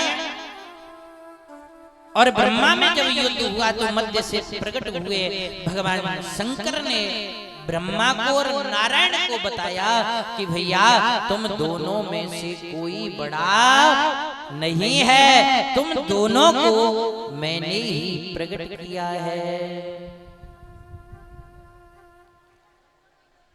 श्री सूची महाराज ऋषियों को बड़ा सुंदर वर्णन करके श्रवण कराते हैं। कहने लगे कि हे ऋषियों, जब वो स्तंभ सूक्ष्म रूप धारण करता है तभी से भैया एक अद्भुत उस दिव्य रात्रि का समावेश हमारी इस दिव्य श्रृंखला में हो जाता है, जिसे हम शिवरात्रि के नाम से जानते हैं। एक बार जोर से कहिए हर हर, और थोड़ा जोर से कह दीजिए। आवाज अभी आपके यहाँ से बाहर भी नहीं पहुंची है। एक साथ कहिए हर हर। अब ऐसा लग रहा हो कि अभी कथा शुरू हुई है।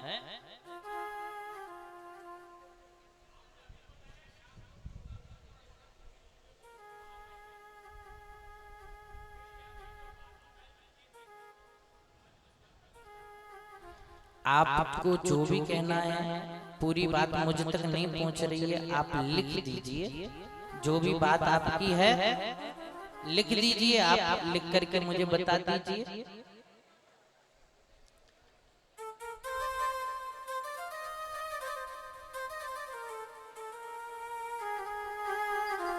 लेकिन सज्जनों, जब व्यक्ति जानबूझ करके झूठ बोलता, जहां तक मैंने सुना उसका उत्तर मैं आपको देना चाहूंगा, क्योंकि मैंने थोड़ा ही सुन पाया हूं।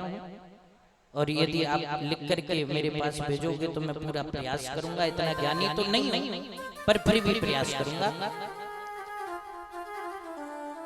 केतकी को श्राप क्यों लगा? शास्त्र कहते हैं झूठ बोलने से 6 जगह पाप नहीं लगता। शायद आप यही कहना चाह रहे हो। फिर केतकी को श्राप क्यों भोलेनाथ ने दे दिया? सज्जनों,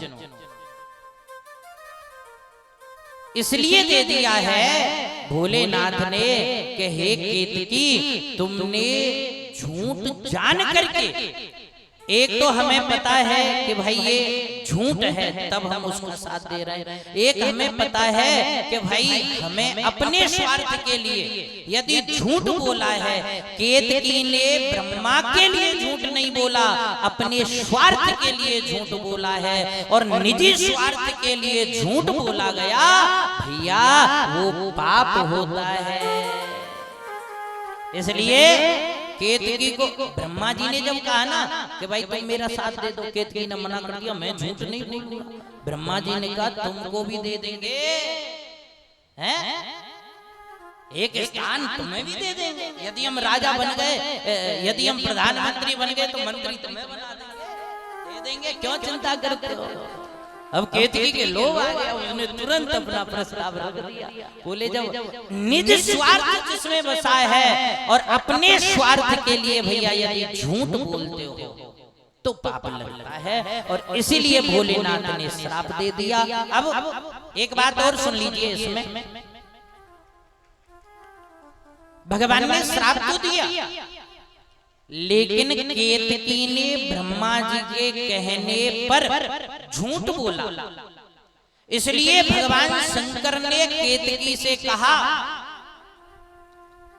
कि तुमने झूठ बोला है ब्रह्मा जी के कहने पर, ब्रह्मा जी को बचाने के लिए। यही समझ लेते हैं हम लोग कि ब्रह्मा जी के लिए झूठ बोला, यही समझ लेते हैं। तो भगवान शंकर ने कहा भैया तुम सब देवताओं के ऊपर चढ़ाए जाओगे, लेकिन मेरे ऊपर चढ़ाए नहीं जाओगे, क्योंकि तुमने मेरे समक्ष आकर के झूठ का आश्रय लिया है। और भैया मेरी माताओं बाबाओं, कल मैंने कहा भगवान को झूठ पसंद नहीं है, पाखंड पसंद नहीं है, दिखावा पसंद नहीं है। भगवान को क्या पसंद है? निर्मल माने जाने सोही मोही पावा, निर्मल माने जाने सोही मोही पावा, मोहे कपट छल छेत्र न भावा, मोहे कपट छल छेत्र न भावा। हर हर भगवान को छल और कपट पसंद नहीं है प्यारे। जिस प्रकार से शीशा कभी झूठ नहीं बोल सकता, शीशा कभी झूठ नहीं बोलता। आप जैसे होंगे ना शीशा आपको वैसा ही दिखाएगा। अब आप शीशा से कहो कि भाई तू हमें अच्छा दिखा, जैसे हम प्राय जाते हैं ना, उसमें वो क्या होता है, उसमें वो करते हैं ना, क्या जो भी बोलते हो आप,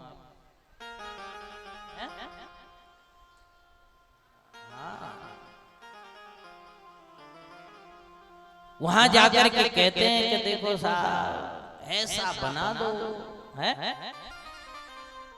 संसार के दिखावे के लिए हम बनना चाहते हैं। लेकिन मेरे प्यारे यदि बनना ही है ना तो भोलेनाथ से सीखिए कब बनना चाहिए, कैसा बनना चाहिए, किस लिए बनना चाहिए, क्यों बनना चाहिए, ये भोलेनाथ सिखाते हैं। यदि कोई सिखा सकता है तो केवल भोले भंडारी ऐसे हैं जो हमें हर चीज सिखाते हैं। सजना है तो किसके लिए सजना है? भोलेनाथ सजते अपने स्वामी को प्राप्त करने के लिए, अपने स्वामी नंद नंदन आनंद कंद बाल मुकुंद भगवान श्री कृष्ण के दर्शन पाने के लिए, उस दिव्य महाराज का दर्शन पाने के लिए पार्वती से बोले मुझे स्त्री बना दो, मुझे अपने जैसा सजा दो। यदि ये सीखना है ना प्यारे तो केवल भोलेनाथ से सीखा जा सकता है। ऐसे दयालु, ऐसे कृपालु मेरे भोले भंडारी। जब भगवान नारायण और ब्रह्मा उस अद्भुत स्तंभ की सेवा आराधना करते हैं, पूजा अर्चना करते हैं और कहते हैं कि आज हमारी आंखें खुल गई हैं। हम अब तक तो अपने आप को बड़ा मान रहे थे, लेकिन पता तो आज चला है कि हम बड़े तो है ही नहीं, हमसे बड़ा भी कोई है। और ये स्तंभ इतना बड़ा है, इतना बड़ा। और भैया देखो भोले बाबा के बारे में तो क्या कहूं, दूसरी समाज ने अनेक प्रयास कर लिए, उसका बस चलता तो भैया उसे फुव्वारा नहीं बताते। समझ में आ गया है? ज्ञान वापी की चर्चा कर रहे हैं हम थोड़ी सी, अब तो समझ गए होंगे हैं? उसे फव्वारा नहीं बताते, उनका बस चलता तो उसे खोद करके पहले ही निकाल देते हैं। उन्होंने बताया कि भैया ये शिवलिंग नहीं है, ये तो फव्वारा है।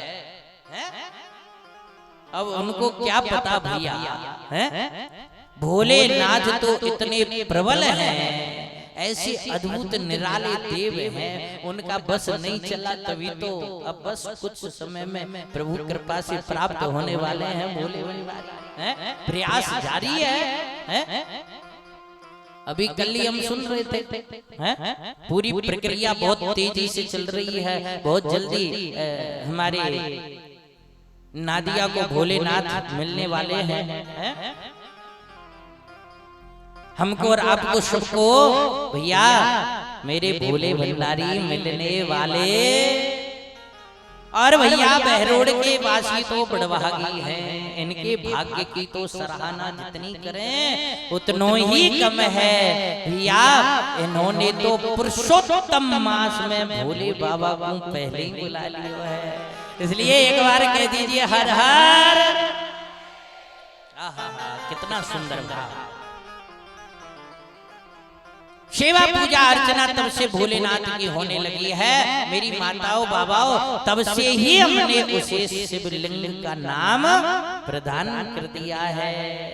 भोलेनाथ निराकार और साकार दोनों रूपों में पूजते हैं।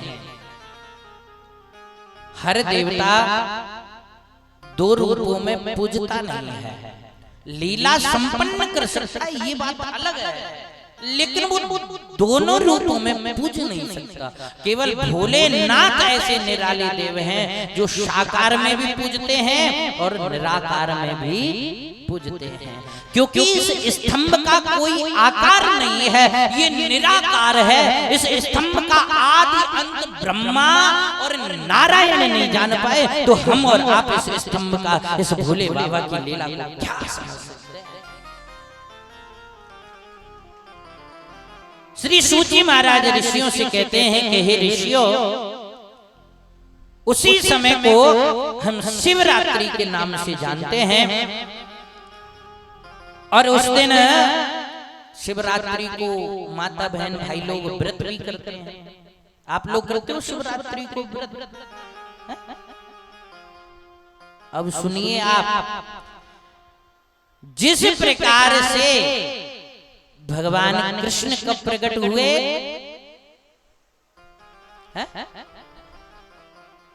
भादों के महीना में और अष्टमी तिथि को। और राम जी कब प्रकट हुए? नौमी तिथि मधु मासे पुनीता। नौमी तिथि मधु मासे शुक्ले पक्षे जिते हरि प्रीता। शुक्ले पक्षे जिते हरि प्रीता। देखिए नौमी तिथि मधुमास पुनीता, चैत्र मास और नौमी तिथि में भगवान मर्यादा पुरुषोत्तम राम जी प्रकट होकर के आए। और भैया मार्ग शीर्ष में आद्रा नक्षत्र के योग में और भैया स्वयं भगवान भोलेनाथ प्रकट होकर के आए हैं। श्री सूची महाराज कहने लगे कि आज भोलेनाथ की पूजा शिवरात्रि के दिव्य पावन पर्व पर आरंभ हो गई है। जो पूरी साल व्रत करता हो, जितना पूरी साल व्रत करने से उसे फल मिलता है, इतना फल उसे एक दिन शिवरात्रि को व्रत करने से प्राप्त हो जाता है। ऐसा शिव महापुराण कहता है। शिव महापुराण में स्पष्ट लिखा है भैया। और शिवरात्रि जो साल भर पूजा करके भी जितना पुण्य एकत्रित नहीं कर सकता, वो भैया शिवरात्रि के दिन मेरे भोले बाबा की पूजा करने से उसे एक ही दिन में इतना पुण्य प्राप्त हो जाता है। ऐसे दयालु और कृपालु हैं भोलेनाथ। विशाल रूप से भोलेनाथ अणु मात्र रूप हो गए। बिल्कुल छोटा सा रूप प्रभु ने धारण कर लिया। अब प्रभु प्रकट होते हैं तब तो ऐसे ही होते हैं। जैसे भगवान प्रकट हुए सशंख चक्रम सकरीट कुंडलम सपीत वस्त्रम सरसीरुहे क्षणम सहार वक्षस्थल कौस्तुभ श्रियम नमामि विष्णुम सरसा चतुर्भुजम। भगवान चतुर्भुजी रूप धारण करके ऐसे ही भगवान भोलेनाथ स्तंभ का विराट अद्भुत अलौकिक रूप धारण करके और इस धराधाम पर पधारे हैं और सब लोग उनकी स्तुति और आराधना करने लगे हैं। श्री सूची महाराज कहने लगे कि इस शिवलिंग की जो पूजा करता है या अपनी मुक्ति का साधन इससे सहज और सरल दूसरा कोई नहीं है। जो शिवलिंग की पूजा करता है, सेवा करता है, आराधना करता है भैया, इससे बड़ा मुक्ति का सहज और सरल दूसरा कोई उपाय नहीं है। और ये तो ऐसे अद्भुत अलौकिक और कृपालु देव हैं। इन्होंने कहा भैया तुम्हारे पास 56 भोग नहीं है, कोई बात नहीं है, 36 व्यंजन नहीं है, कोई बात नहीं है, दूध नहीं है, कोई बात नहीं है, दही नहीं है, कोई बात नहीं, शहद घी नहीं है, कोई बात नहीं है।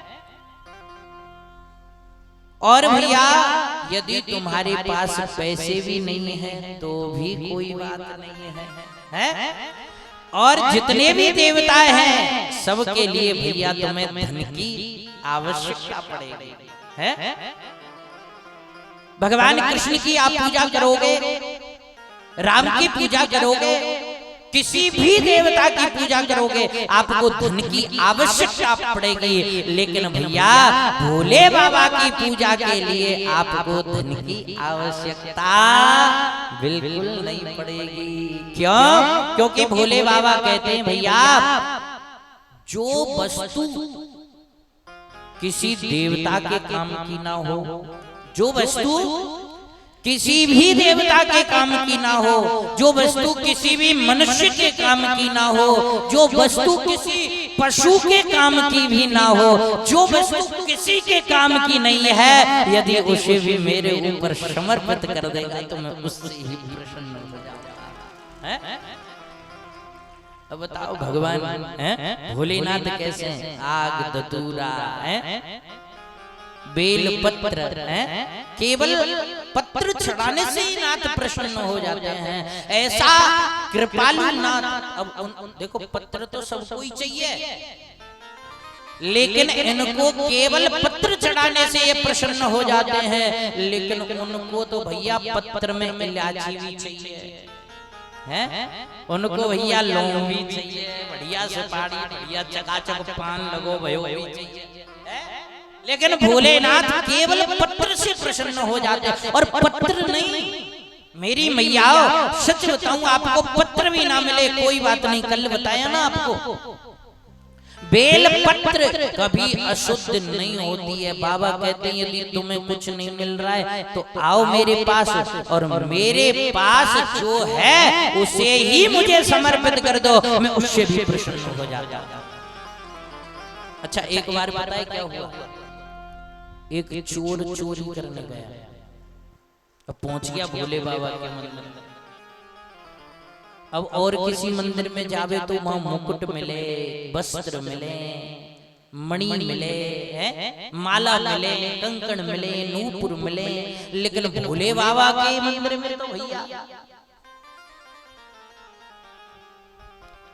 अब चला गया चोर चोरी करने। अब मंदिर में देखे चारों तरफ ढूंढे कुछ मिल जाए, लेकिन उसे कुछ नहीं मिला। बहुत देर हो गई, रात्रि के 2 बज गए, ढूंढते ढूंढते कुछ नहीं मिला। बाबा, अब बाबा के पास है ही खुद ही पड़े हैं, उनके पास पहनने को वस्त्र भी नहीं है, क्या मिल सकता है उनके पास?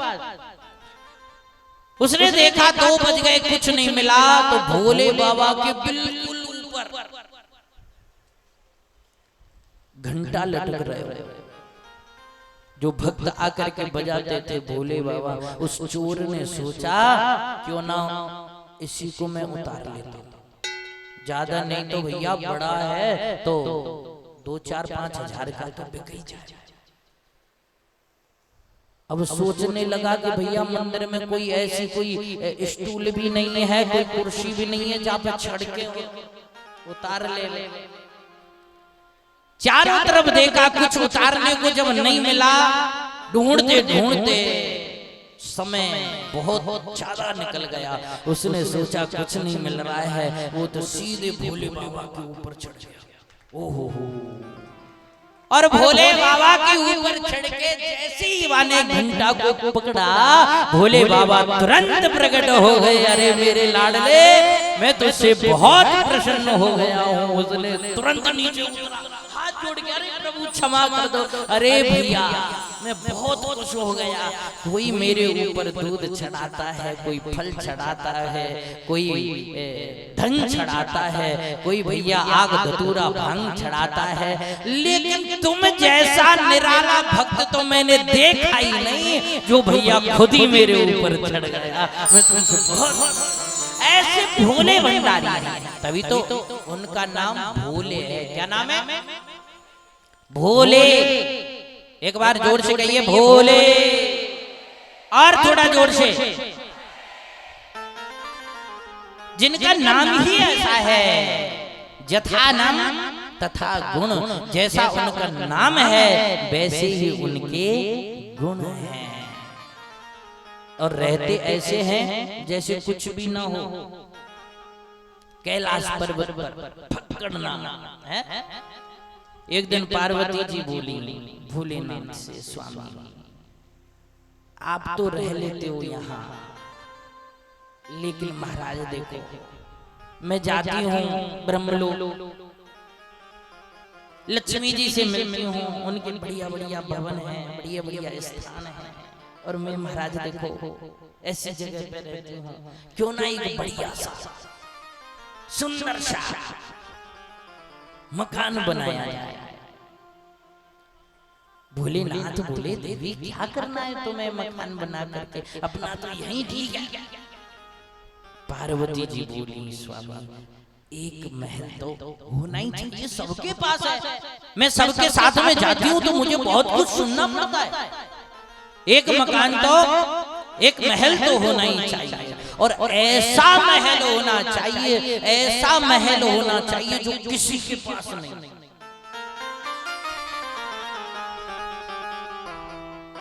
जब पार्वती जी ने कहा, भोलेनाथ बोले, ठीक है देवी, यदि तुम कहती हो तो सुंदर से महल का निर्माण करवाता हूँ। भोलेनाथ ने तुरंत फोन लगाया, विश्वकर्मा जी को बुलाया। विश्वकर्मा जी आए, प्रभु आदेश दीजिए, आज्ञा दीजिए। कैसे याद किया? भगवान शंकर बोले, सुंदर से महल का निर्माण कीजिए, ऐसा महल जो किसी के पास नहीं हो, ऐसा अद्भुत और अलौकिक महल होना चाहिए, स्वर्ण मंडित महल होना चाहिए। स्वर्ण का महल। बोले पूरा नगर बसा देता हूं महाराज, आप आज्ञा तो दो। हैं? विश्वकर्मा जी ने भगवान भोलेनाथ का कहना हुआ और विश्वकर्मा जी ने तुरंत अद्भुत स्वर्ण की लंका जैसा महल अद्भुत प्रकट कर दिया है। अब स्वर्ण मंडित महल जब प्रकट हुआ, लक्ष्मी जी देख करके महल को बड़ी प्रसन्न हो गई। पार्वती जी इतनी प्रसन्न हो गई और सोच रही है ऐसा महल तो किसी के पास नहीं। अब माताओं को एक स्वभाव हो, कोई नई चीज लामे ना, कोई आभूषण वगैरह जो भी है, यदि कुछ लाई, जब तक दो चार अपनी सहेलियों को दिखाना ले में देखियोरी ऐसा नयो आया मार्केट में, हाँ नया बना है, किसी के पास नहीं है ऐसा। अब वो पता है क्या कहेगा, बहुत पुराना है ये, गया इसका तो, ये मॉडल तो बहुत पुराना है। चाहे आप कितना भी अच्छा वो ला करके दिखा दीजिए, ये तो बहुत पुराना, क्योंकि एक मैया दूसरी मैया के सामने देख नहीं सकती। आपकी बात नहीं है,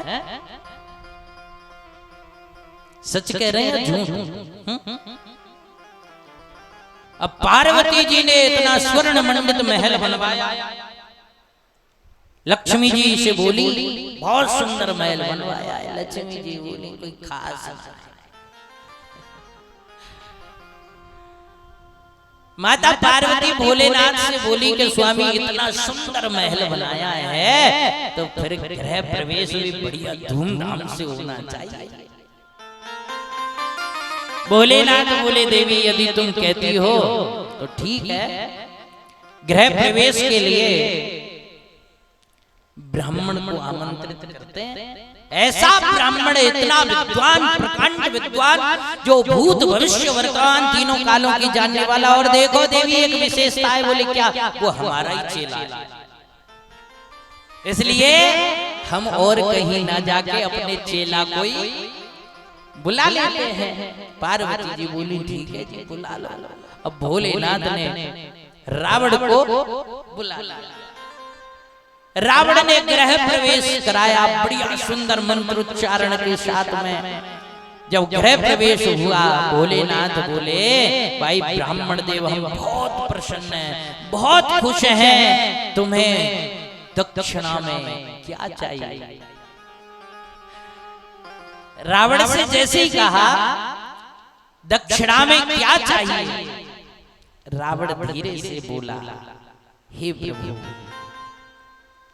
आपसे भला मैं क्या ले सकता हूं, मैं तो आपका ही शिष्य हूं, लेकिन एक प्रार्थना जरूर करता हूं, यदि आप इस महल में रहोगे ना तो भक्तों को बड़ी परेशानी हो जाएगी। अभी तो आपको कहीं भी भक्त ढूंढ लेते हैं, फिर जब आप महलों में रहने लग जाओगे ना तो फिर हर कोई आपकी शरण नहीं ले सकता है। अब आप जिस स्थिति में हो, कोई गरीब भी होता है वो भी आपकी शरण ले लेता है, लेकिन जब आप इस स्वर्ण मंडित महल में जब निवास करोगे तो भैया फिर तो सोच समझ के आना पड़ेगा। जैसे सुदामा द्वारिका पहुंचा, बार बार मना करता मैं नहीं जाऊंगा, लेकिन जब पत्नी ने कहा नहीं जाओ तुम्हारा मित्र है, लेकिन वो मित्र था इसलिए दौड़ करके संभाल लिया। लेकिन प्यारे हम कलिकाल से इतने ग्रसित हैं, काम क्रोध लोभ मोह मद मत्सर और अहंकार से इतने डूबे हुए हैं इन विकारों में हम कि हमको पता लग जाए द्वारका पैदल जाना है तो बहुत सोचते हैं। आजकल तो कुछ लोग गिरिराज जी जाते हैं ना तो रिक्शा में बैठे और परिक्रमा है। रावण कहने लगा महाराज आप दुर्गम हो जाओगे, दुर्लभ हो जाओगे, इसलिए मैं तो ये चाहता हूँ कि आप जितने सहज और सरल अब होना प्रभु ऐसे ही बने रहो। बोले तुम चाहते क्या हो? बोले मैं तो ये चाहता हूँ, मुझे दक्षिणा में और कुछ नहीं चाहिए, ये आपका महल है। जय जय मेरे भोले, कैसे निराला। अच्छा ये चाहिए, ठीक है ले लो। पार्वती जी बोली लो, घर बसो ना मंगता पहले आएगा। देव भोलेनाथ उस महल को अर्पण कर देते हैं। ऐसे अद्भुत और ऐसे निराले देव यदि कोई है तो केवल भगवान भोले भंडारी हैं। इसलिए इन्हें देव नहीं कहा जाता, इनको क्या कहते हैं? थोड़ा जोर से कहिए, क्या कहते हैं? और जोर से। ये देव नहीं है, ये महादेव है।